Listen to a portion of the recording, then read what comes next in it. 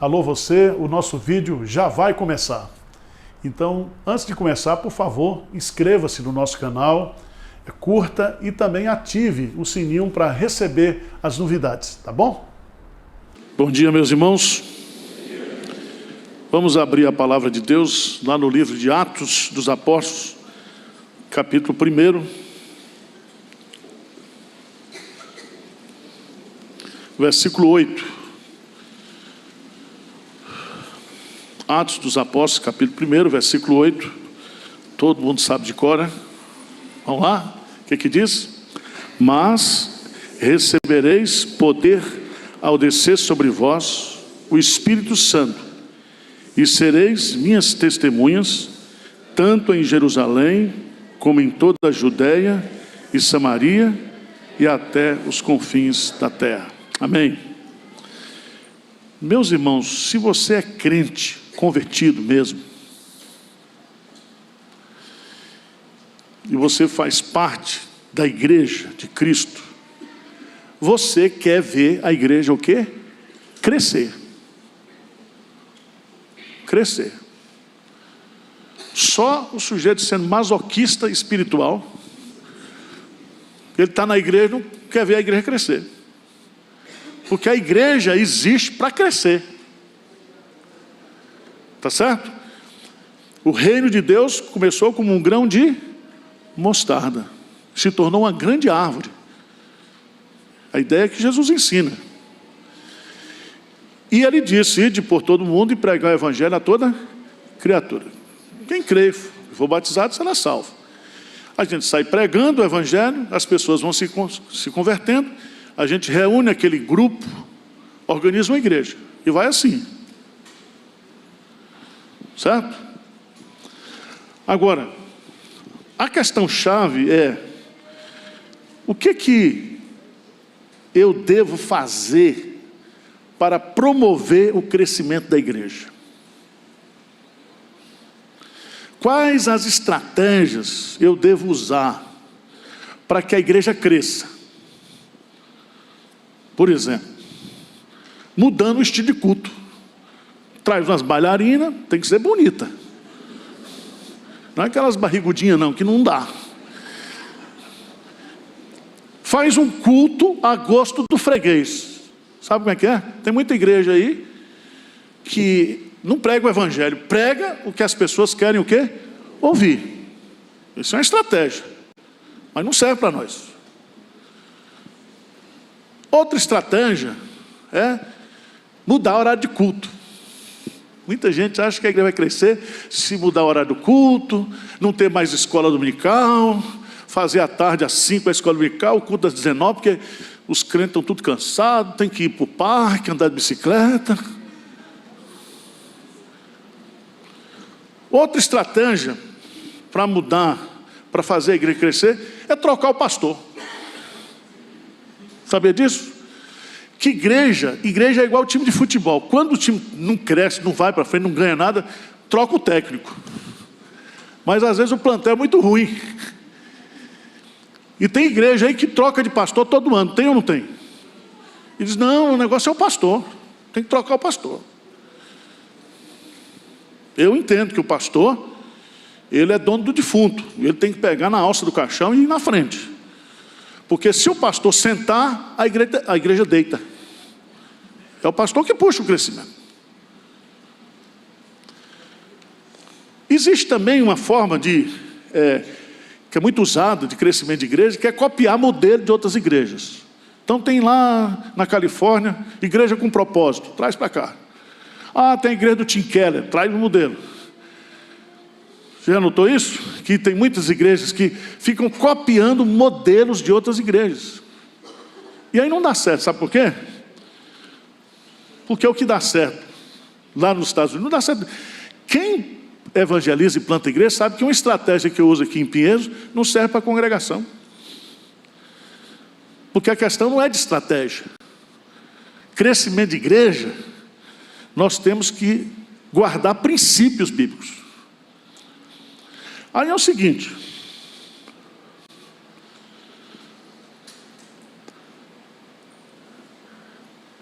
quando você vai para a Bíblia, você tem um evangelho na visão de 4 evangelistas: Mateus, Marcos, Lucas e João. Depois dos 4 evangelhos vem o livro de Atos dos Apóstolos. Atos. E é muito interessante porque a palavra atos no grego significa praxis, que é prática, ação. O Espírito Santo nos deu o livro de Atos. E o livro de Atos é o nosso manual de crescimento. O livro de Atos tem princípios universais de crescimento de igreja, que pode ser aplicado aqui, na China, na Conchichina, onde for. Por quê? Porque o que faz a igreja crescer não é método, não é metodologia, não é estratégia. É observar os princípios bíblicos. Quando você observa os princípios, Deus faz a igreja o quê? Crescer. O livro de Atos, ele foi escrito por Lucas, que escreveu o Evangelho. E a tese de Lucas, ao narrar esses 28 capítulos, é mostrar como a igreja cresceu. Era um grupo pequeno em Jerusalém, 120 pessoas na primeira reunião, e essa igreja cresceu e alcançou o mundo todo da época em 30 anos. Veja aí, por favor, Atos dos Apóstolos, capítulo 1, versículo 15. Atos 1,15. O que diz aí? Naqueles dias, levantou-se Pedro no meio dos irmãos. Ora, compunha-se a assembleia de umas 120 pessoas. 120, na primeira reunião, para eleger o substituto de Judas Iscariotes. Depois o Espírito Santo vem, primeiro sermão. Veja lá, por favor, Atos dos Apóstolos, capítulo 2, versículo 41. Atos 2, 41. Vamos ler juntos?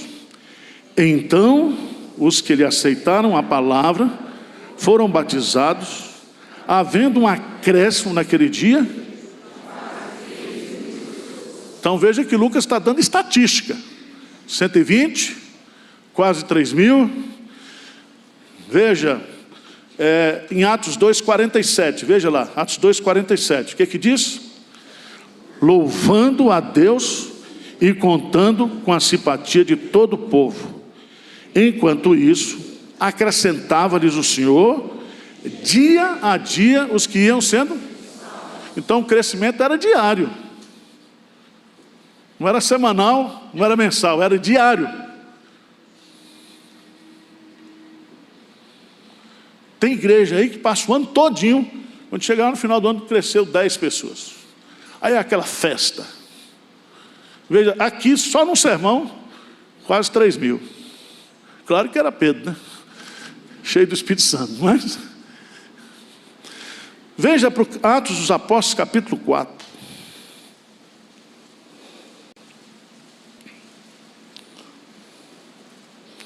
Versículo 4, o que diz aí? Muitos, porém, dos que ouviram a palavra, aceitaram, subindo o número de homens, a quase o quê? Presta atenção, aqui é só o PH, a União Presbiteriana de Homens. Quantos homens? 5.000. A igreja vai crescendo, vai crescendo. Atos 4,32, o que diz? Veja aí, Atos 4,32, o que diz? Da multidão dos que creram, era o coração e a alma. Então, agora não tem mais número. Multidão. Você vai para Atos dos Apóstolos, capítulo 6, versículo 7. O que diz lá? Atos 6, 7. O que diz? Crescia a palavra de Deus, e em Jerusalém se multiplicava o número dos discípulos. Também muitíssimos sacerdotes, o quê? Então está convertendo até sacerdote. veja que a igreja se multiplicava. Não é um crescimento, é múltiplo. Você vai andando em Atos, você vai vendo tudo isso. Atos 9, 31. Atos 9, 31. Depois que Paulo foi convertido, diz aí, Atos 9, 31. O que diz aí? A igreja, na verdade, tinha paz por toda a Judéia, Galiléia e Samaria, edificando-se e caminhando no temor do Senhor e no conforto do Espírito Santo, crescia em número. Agora a igreja não está mais em Jerusalém, a igreja está onde? Judéia, Galiléia e Samaria. A igreja está crescendo. Aí você diz, pastor, eu não gosto de crescimento de igreja. Problema seu. Então não vai para o céu, porque chega lá, vai ser multidões, milhões. Igreja grande não tem comunhão. Igreja pequena tem comunhão, presta atenção. Igreja pequena tem fuxico, maledicência. Todo mundo sabe da vida do outro, todo mundo fala mal do outro. E Ariano Suassuna diz que a gente tem que ser educado. Tem que falar mal quando o cara sair. Não pode falar na frente. Igreja pequena tem dono. Tem igreja aí que passa 50 anos, a igreja está do mesmo jeito, do mesmo tamanho, a organista é a mesma.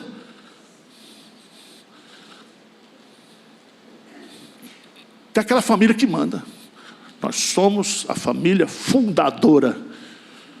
Se transformou em afundadora. E tem pastor também que é coveiro de igreja. O pastor chega na igreja, passa um ano, ao invés da igreja crescer, a igreja o quê? Decresce. Por quê? Porque não trabalha. Pastor preguiçoso.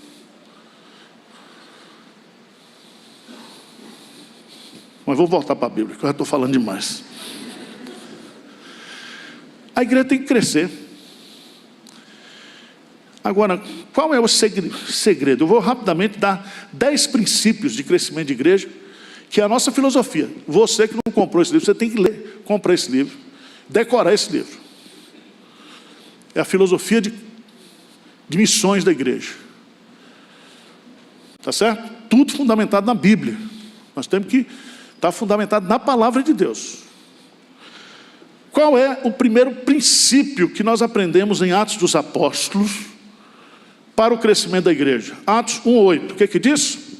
Mas recebereis poder ao descer sobre vós o Espírito Santo, e sereis minhas testemunhas, tanto em Jerusalém, como em toda a Judéia e Samaria, e até os confins da terra. Amém. Veja bem, que Jesus foi exaltado no céu, e a primeira coisa, o primeiro ato de governo celestial dele, o primeiro decreto foi mandar o Espírito Santo. O Espírito Santo, ele, à luz de Atos dos Apóstolos, ele é o executivo da obra missionária. Ou seja, quem deve dirigir a igreja não é a cabeça do pastor, não é o presbítero mandão. Quem deve mandar na igreja é o Espírito Santo. Vocês estão entendendo o que eu estou dizendo? O Espírito Santo glorifica Cristo. Atos dos Apóstolos, Jesus diz, vocês não vão fazer a obra. Vamos lá para Lucas 24. Lucas 24.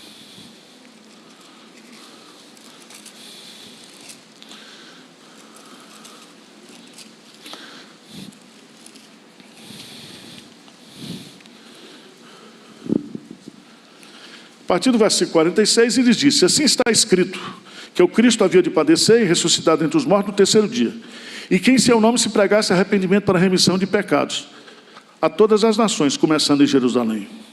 Vós sois testemunhas dessas coisas. Eis que eu envio sobre vós a promessa de meu Pai. Permanecei, pois, na cidade, até que do alto sejais, o quê? Revestidos de... Então, presta atenção. Vocês não vão sair sem antes vocês terem o poder do Espírito Santo. O Espírito Santo é a terceira pessoa da Trindade. Nós, presbiterianos, falamos muito em soberania. Soberania de Deus, doutrina básica do pensamento calvinista. Só que a gente defende isso na teoria. Na prática, sai para lá, Espírito Santo, quem manda sou eu. Então, eu tenho batido aqui, esse tempo todo, na cabeça dos presbíteros. Não é a minha ideia, não é a ideia de fulano. O que tem que prevalecer aqui é a direção do Espírito Santo. É o Espírito Santo que dirige a igreja. Veja Atos 1:8. É muito interessante, porque a palavra aqui, Atos 1:8. Mas recebereis poder ao descer sobre vós o Espírito Santo. Então o Espírito Santo vai descer pessoalmente, mas junto com ele vem o poder do Espírito Santo. E aí vocês vão fazer a obra, no poder do Espírito Santo.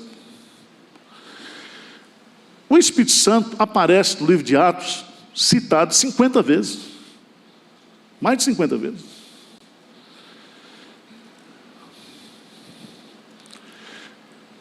O poder. Essa palavra poder é muito forte no grego. Tem duas palavras no grego para poder. Uma é exousia, que é o poder político. Poder do Império Romano.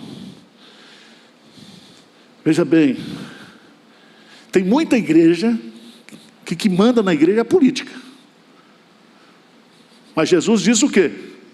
No mundo fora é assim, mas aqui entre nós, quem quiser ser o primeiro, seja o que sirva. Mas a outra palavra é a palavra dinamis. Dinamis, que é a palavra que está colocada aqui, que vem dinamite. Poder explosivo. O poder operante. A fonte do poder é o Espírito Santo. E o uso do poder para quê? Para que a igreja quer poder do Espírito Santo? É para ficar fazendo palhaçada aqui na frente? Não. É para fazer a obra missionária.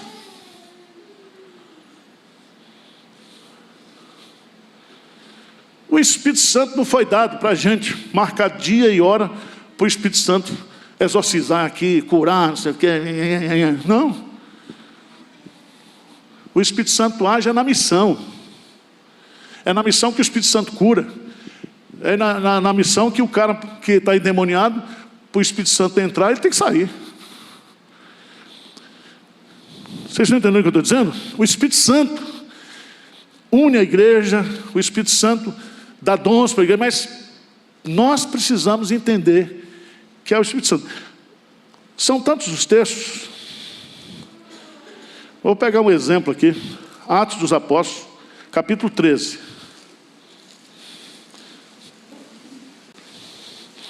Depois você lê o livro de Atos e vai grifando o que o Espírito Santo faz.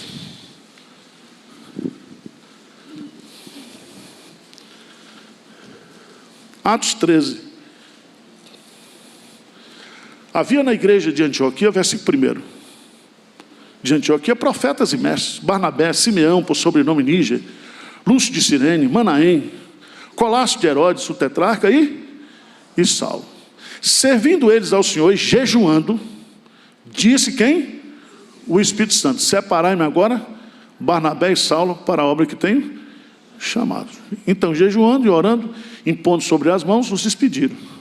Versículo 4, o que diz? Enviados, pois, pelo Espírito Santo, descer a Seleucia e dali navegaram para Chipre. A obra transcultural, a obra de missões transculturais, começa com a indicação dos dois missionários. Quem foi que escolheu? O Espírito Santo.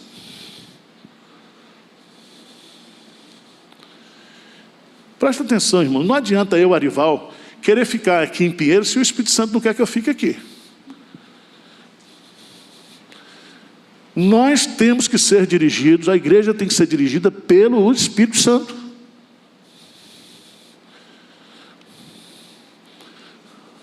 Vamos para Atos dos Apóstolos. Atos dos Apóstolos. Capítulo 16.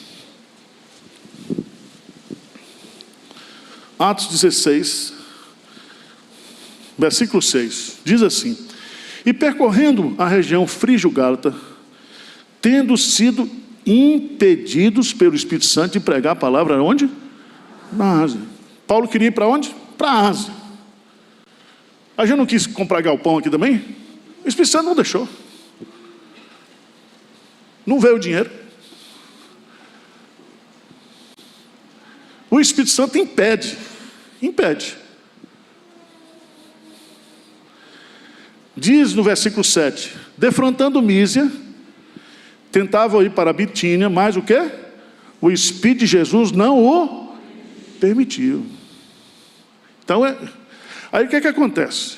À noite sobreveio a Paulo uma visão, na qual um varão macedônio estava em pé e rogava, dizendo: passa a Macedônia e ajuda-nos. Versículo 10, lê comigo.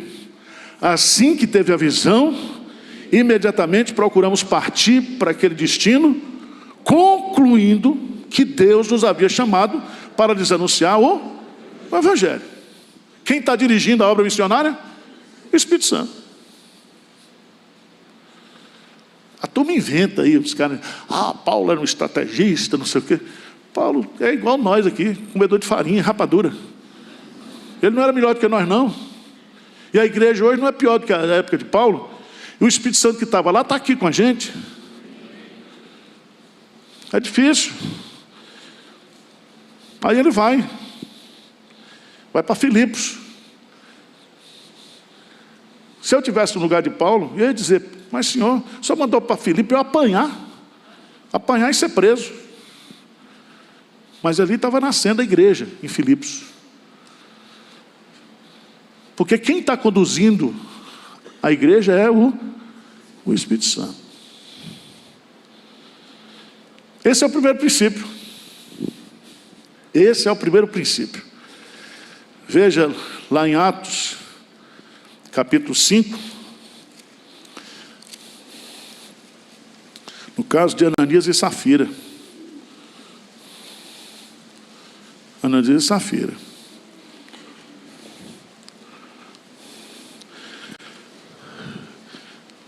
Atos 5:3. Então disse Pedro: Ananias, por que encheu Satanás teu coração para que mentisses ao Espírito Santo, reservando parte do valor? Aí vê comigo, versículo 4. Conservando, porventura não seria teu, e vendido não estaria em teu poder, como, pois, assentaste no teu coração esse desígnio? Não mentiste aos homens, mas a Deus. O Espírito Santo é Deus. Sabe esse negócio de quem dá a oferta maior? Barnabé vendeu o sítio e deu a oferta. Aí Ananias e Safira quis imitar. O enredo é o mesmo, até hoje tem aqui. Pastor, como é que está a campanha aí? Vai me dizendo aí, que eu vou completar. Não é assim não, rapaz. Uma oferta a gente dá. Quem manda os recursos para a igreja, irmãos, não sou eu que peço. Eu peço, entra aqui e sai aqui. Mas quando o Espírito Santo age, aí cai aqui no coração, o sujeito fica agoniado e dá a oferta. Vocês estão entendendo? É o Espírito Santo que age, é o Espírito Santo que converte. A gente pode pregar, se o Espírito Santo não converter, ninguém se converte. Segundo princípio que a gente aprende em Atos dos Apóstolos. Atos dos Apóstolos diz: mas recebereis poder ao descer sobre vós o Espírito Santo, e sereis minhas testemunhas, tanto em Jerusalém como em toda a Judéia e Samaria, até os confins da terra. Então a igreja tem a sua missão definida. E a missão da igreja é pregar o Evangelho, é ser testemunha. Qual é o nosso negócio? vou usar um termo. Você pega o Bradesco, qual é o negócio do Bradesco? Ganhar dinheiro. É ou não é? Cobra taxa de tudo. É tanto que trimestralmente eles publicam o quê? O lucro. Magazine Luiza, vender geladeira. Agora está vendo tudo. Para que a igreja existe? Qual é a missão nossa? Você se converteu, está aqui, você vem para o culto, dá dízimo, participa, canta, ora. Por que nós estamos aqui? Qual é a nossa missão como igreja? Hein? Evangelizar. Ah, pastor, é adorar. Sim, adorar faz parte. Aprender faz parte. Mas qual é a nossa missão? Missões. Nós estamos debaixo da grande comissão. Presta atenção. Igreja que não evangeliza, se fossiliza. Igreja que não evangeliza, não é igreja evangélica. Porque ela não está cumprindo a sua razão de ser e de existir. Está entendendo o negócio, como é que é? Nosso negócio é pregar o evangelho. A gente inventa esse negócio de galpão, tudo para ganhar gente. Esse é o nosso negócio. Paulo diz o quê? Ai de mim se não pregar o quê? O evangelho. Tem igreja aí que é tudo. Há muitas coisas, irmãos, que outras instituições podem fazer. Por exemplo, os espíritas, os mormons, os maçons, eles podem colocar escola, creche, orfanato, tudo. A igreja também pode, mas essa não é a função principal da igreja. Só que essa missão nossa é intransferível. Se a igreja não fizer, ninguém faz. Está entendendo? Então, qual é a visão da igreja presbiteriana de Pinheiros? 118 anos. Nós queremos ser uma grande igreja, o quê? Missionária. Nós vamos construir esse prédio aqui, o auditório para 2.800 pessoas. Mas quando chegar lá, que a gente for inaugurar, a igreja vai estar com 10 mil membros. Em nome de Jesus. Aí vai ser 4 cultos. Aí você vai ficar no telão de novo. Vocês estão entendendo o negócio? É desse jeito. Semana passada, pastor Hernandes, nós tivemos 41 mil pessoas assistindo o culto online. É um estádio de futebol, é ou não é? Mas esse é o nosso negócio. Então tem que ter culto todo dia, tem que estar, certo? Tem que evangelizar todo dia. Agora com as redes sociais, a rede social o cara pode usar por tudo que não presta. Mas nós vamos usar as redes sociais para pregar o evangelho. Primeiro princípio, então, de Atos, qual é? O Espírito Santo é o executivo da obra de Jesus. Ele é que manda. Segundo princípio, nossa missão já está o quê? Definida.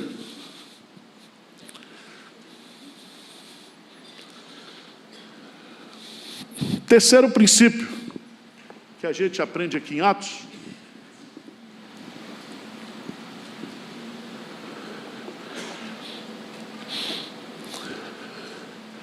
oração. Você não gosta, mas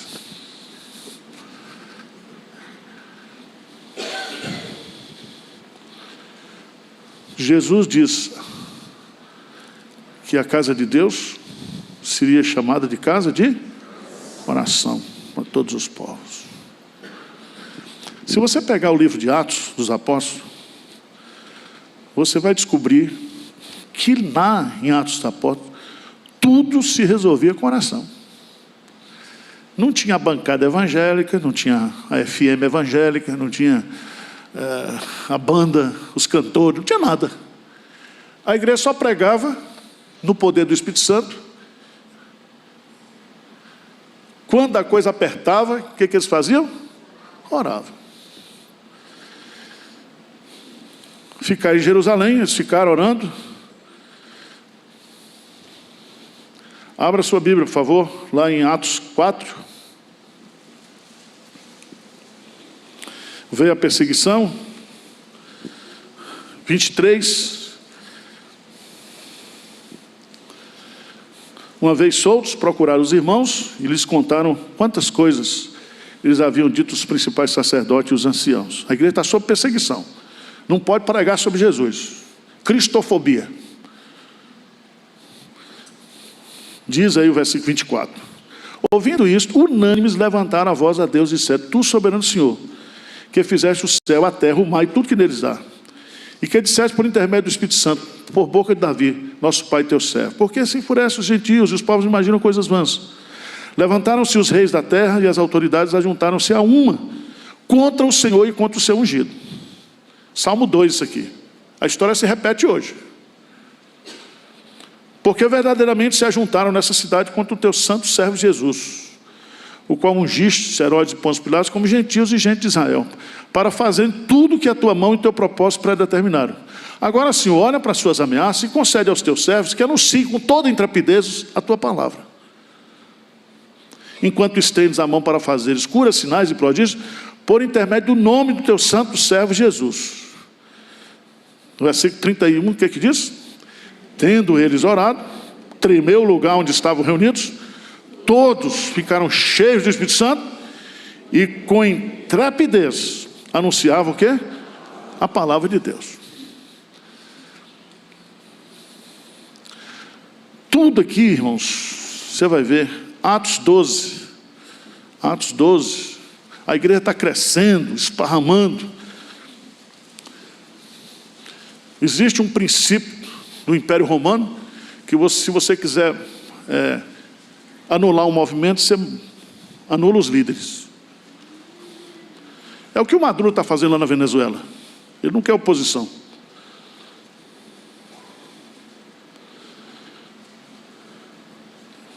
O Império Romano, vendo o crescimento da igreja, veja lá, Atos 12, versículo 1. Por aquele tempo, mandou o rei Herodes prender alguns da igreja. Para quê? Para os maltratar. Veja que o Estado agora não é mais o poder religioso, é o Estado perseguindo a igreja. Diz o texto sagrado, fazendo passar fio de espada a Tiago, irmão de João. Então matou logo o Tiago. Vendo ser isso o quê? Agradava a Rede Globo, aos judeus, prosseguiu prendendo também a Pedro. Então gostaram. Matar crente é um divertimento, o mundo vibra. Ah, pastor foi pego em adultério, pastor está com pedofilia. Isso aí é manchete para destruir a igreja. Não fala o que de bom a igreja está fazendo.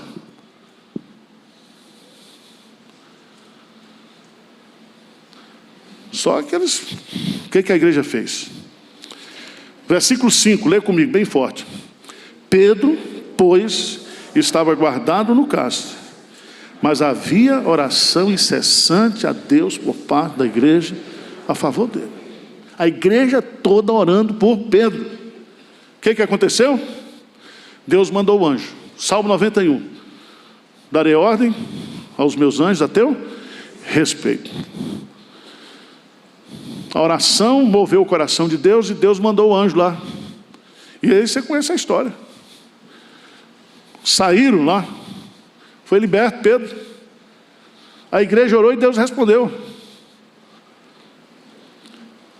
Agora veja, interessante também, que esse mesmo anjo, veja lá 12, 21. Em dia designado, Herodes vestiu traje real, assentado no trono, dirigiu-lhes a palavra, e o povo clamava: é a voz de um Deus e não de um homem.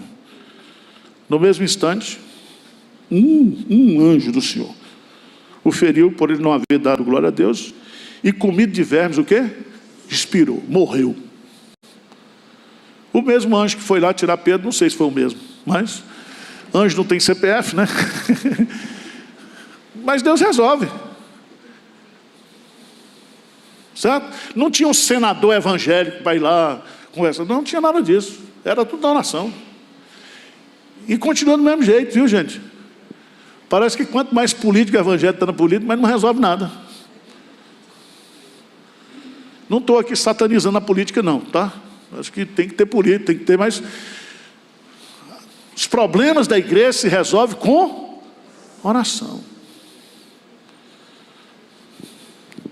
Quarto princípio que a gente aprende em Atos. Qual é?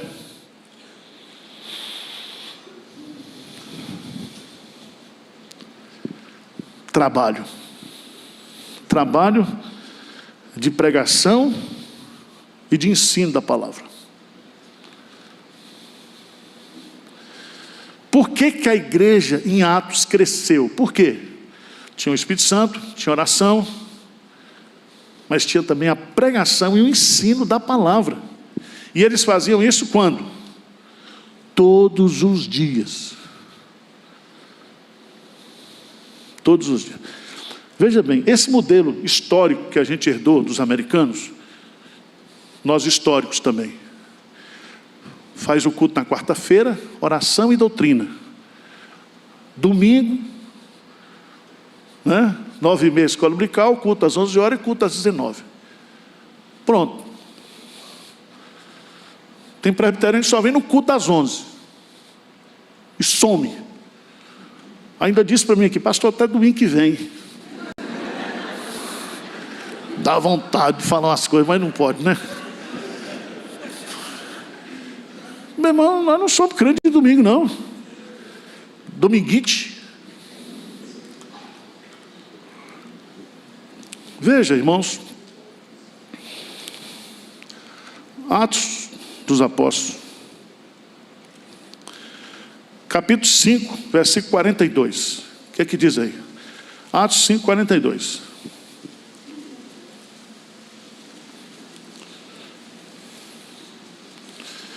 Veja que a igreja de Jerusalém não tinha templo, usava o templo dos judeus, né? O que é que diz aí? Atos 6, 42. O que é que diz?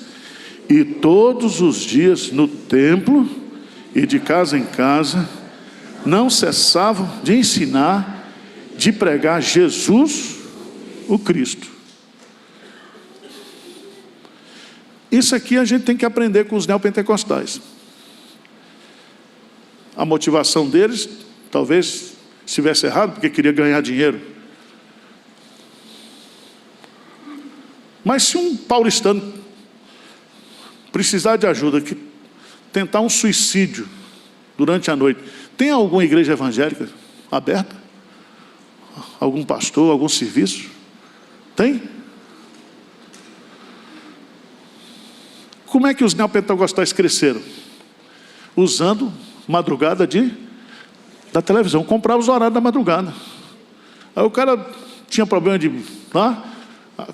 começava. E o cara desesperado não tem discernimento. Você está sofrendo, tem uma placa desse tamanho, pare de sofrer, você entra. Ou não? Mas é o que tinha. Tinha alguma presbiteriana, alguma batista, alguma metodista, com a porta aberta? O cara não tem discernimento. Então igreja, tem tudo 24 horas. Padaria 24 horas, posto 24 horas, banco 24 horas. Tem que ter igreja 24 horas. Essa igreja aqui era 24 horas. Ah, pastor, mas então não trabalhava não? Trabalhava sim. Trabalhava. Hoje, por exemplo, é um software, irmão, que ele trouxe dos Estados Unidos. Um software. Põe lá no computador. A TV funciona 24 horas. Você põe as programações lá, não precisa de ninguém cuidar. Só que se você entrar lá, IPP-TV, está lá, você ouve sermão meu, pastor Hernandes, tem de tudo. Deu para entender o que eu estou dizendo?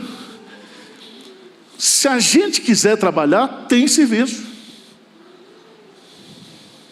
Tem serviço. Agora, Infelizmente, essa visão nossa aqui não é a que está nos seminários nossos. O pastor Hernando me contou uma história, eu não acreditei.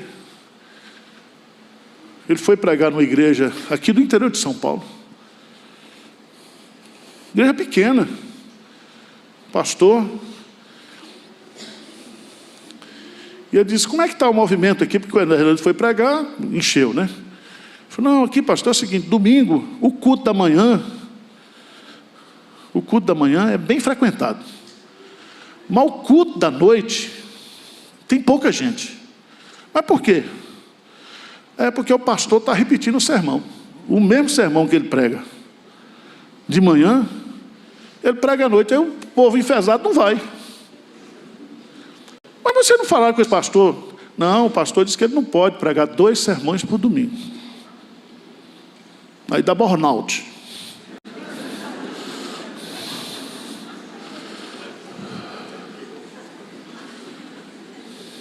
Aqui,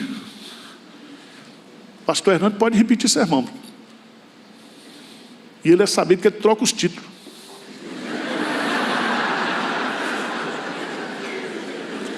O pastor titular, o pastor pé de boi, os crentes anotam. Se eu repetir, fica, o pastor já pregou esse sermão.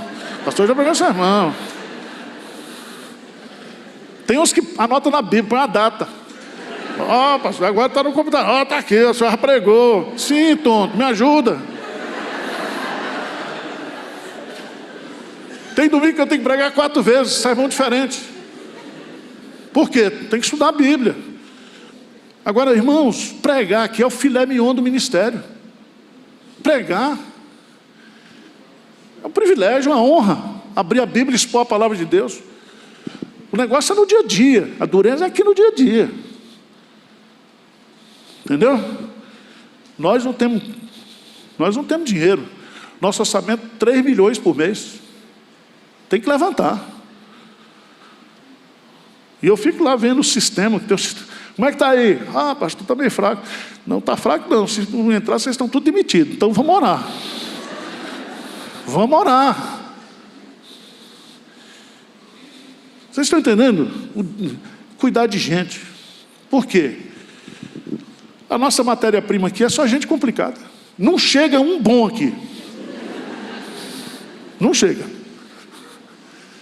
A gente tem que cuidar, tem que ouvir, tem que tratar, tem que cuidar. Não é assim? E as pessoas às vezes chegam com expectativas irreais. Pastor, faz uma oração aqui para meu marido converter. Misericórdia, esse desgramado não converte com minha oração nunca. Tem que ser o Espírito Santo, com ação soberana e irresistível. Agora, irmãos, tem que trabalhar. A igreja tem que estar aberta, a igreja tem que estar funcionando. Os crentes têm que estar testemunhando. Tem que ter grupo de pastoreio. Como é que nós vamos pastorear uma igreja com 4, 5 mil membros? Tem que ter os grupos, pequenos grupos. E você tem que fazer parte do pequeno grupo. Eu não vou decorar 4, 5 mil nomes. Eu não tenho condições. A cabeça é grande, mas a inteligência é pequena. Reinaldo. Não dá. E tem uns que chegam assim, pastor, diga meu nome.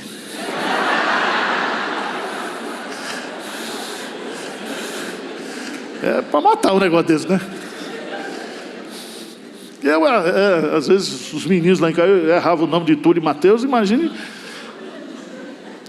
E tem uns que dizem assim, o bom pastor conhece a ovelha pelo nome. Só Jesus, né? Só Jesus.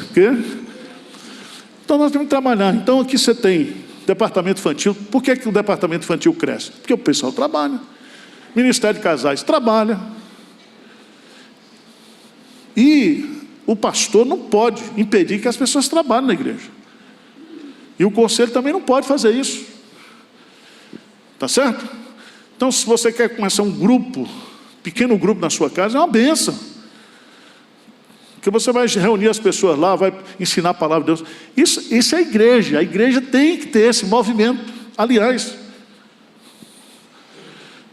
igreja não é substantivo, igreja é verbo. Ação. A igreja é um movimento. Deu para entender? Então, essa igreja crescia, porque o povo o quê? Trabalhava. A igreja ensinava a Cristo, pregava a Cristo. Se você observar o livro de Atos, você vai descobrir que um terço do livro de Atos são sermões, mensagens.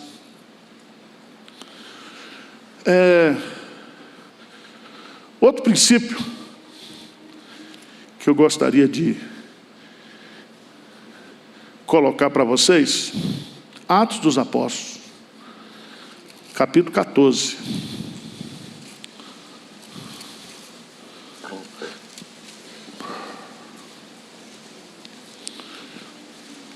Eu vou encerrar com esse último aqui. Depois vocês pegam o livro, leiam o livro, se você é membro da igreja. Se você tiver ruim de grana, eu lhe dou de presente. E faço uma oração para Deus tirar essa pobreza da sua vida, esse espírito de pobreza. Que é muito baratinho o livro, entendeu? Atos dos Apóstolos, capítulo 14. 21 e 22, 14, 21 e 22, o que é que diz? E tendo anunciado o evangelho naquela cidade, e feito o quê? Muitos discípulos voltaram para Listra, Icônio e Antioquia. Versículo 22, bem forte. Fortalecendo a alma dos discípulos, exortando-os a permanecer firmes na fé, e mostrando que através de muitas tribulações, nos importa entrar no reino. Deus. Presta atenção. O livro de Atos dos Apóstolos podia se chamar o livro das tribulações dos apóstolos. Presta atenção, irmãos. A igreja cresce, a igreja anda, você avança na vida no meio de muitas o quê? Tribulações. Porque às vezes a gente acha que não, esse negócio está muito atribulado, não é de Deus. É de Deus. Os aperreios que a gente tem no ministério são os aperreios do crescimento. São os problemas que surgem. Não é um bom problema? Não cabe gente aqui? Nós temos que arrumar espaço? Falta recurso para aquilo, falta para aquilo.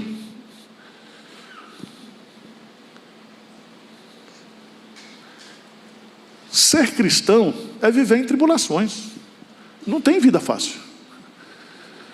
Porque tem uns crentes que são tão santos, que dizem assim, eu estou em paz. Cuidado. Esse negócio de crente muito em paz é porque ele não está na arena. Ele não está na luta. Certo? Você chega aqui no domingo arrebentado. Você tem problema no seu emprego, tem problema na sua casa, tem problema disso aqui. Você vem aqui para adorar a Deus, para recarregar a bateria, para voltar de novo. E amanhã começa tudo de novo. Perguntaram, pastor, o senhor já pensou em desistir do ministério? Toda segunda-feira eu penso em desistir. E começa tudo de novo. Aí tem conexão com Deus, tem não sei o quê, tem que pagar a conta, tem que sustentar missionário, tem que fazer isso, tem isso. É assim mesmo. Tá certo? Veja bem, irmãos. Se no Antigo Testamento prosperidade era sinal de bênção, no Novo Testamento aflição é sinal de bênção. Não existe evangelho da prosperidade, é o evangelho da tribulação. E todo aquele que quer viver piedosamente em Cristo Jesus sofrerá o quê? Perseguições. Então não fiquem estranhando, como se algo... Veja o que Pedro diz lá. 1 de Pedro, capítulo 4.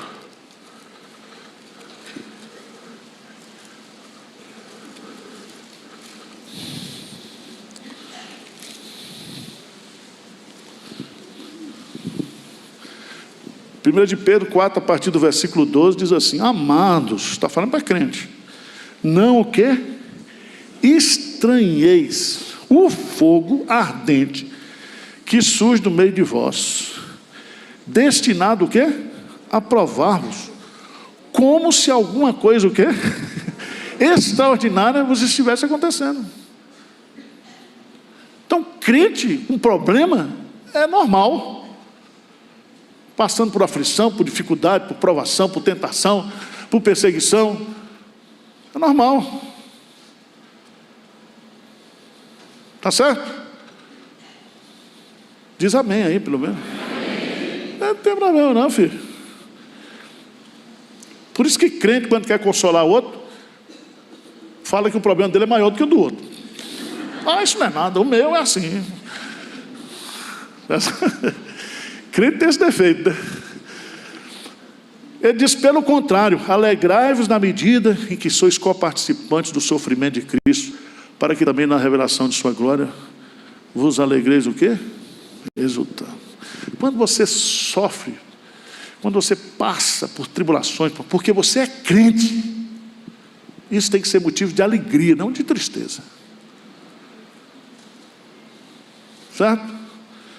Às vezes eu perco a noite de sono assim, acordo, fico pensando nos crentes, em vocês. Aí passa a imagem de vocês na minha cabeça. Coisa de doido.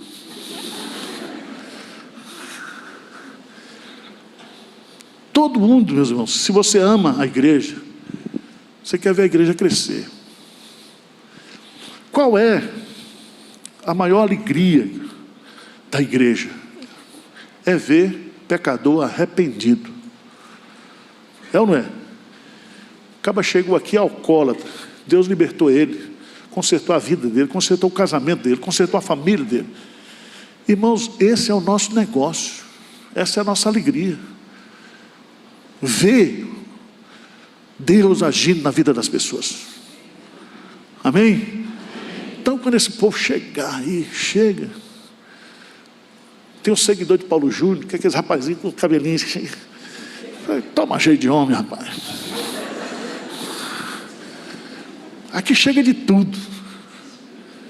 Tinha um aqui que vinha, acho que ele era doido, porque ele ficava rodando, correndo atrás da livraria lá embaixo.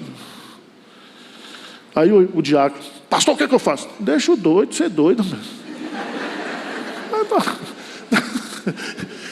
Você acha que ele vai não? Porque estratégia pastoral. Quando o cara é doido, você se faz de doido. Você está entendendo como é que é? Não lembra de Davi, quando estava lá, ele se fingiu para poder sobreviver. Agora você quer consertar todo mundo, quer consertar o mundo, você não conserta nem você, quanto mais os outros. Aqui, o que vai mover aqui é o Espírito Santo. É o Espírito Santo que vai converter, vai mudar, vai transformar, vai agir. Tá certo? A gente faz aconselhamento. Mostra para o cara na Bíblia, e o cara não conserta. E ainda bota a culpa na igreja. Essa igreja não me apoia. É desse jeito.